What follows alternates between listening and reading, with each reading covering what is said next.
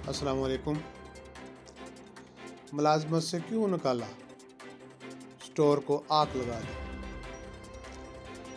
थाना सदर गुजरांवाला के इलाका कश्मीर कॉलोनी में स्टोर को आग लगने की वजह से लाखों रुपए का नुकसान सीसीटीवी फुटेज में वाज़ेह तौर पर देखा जा सकता है कि स्टोर के मुलाजिम रियाज खोखर ने पेट्रोल छिड़कर आग लगाई और स्टोर राख का ढेर बन गया।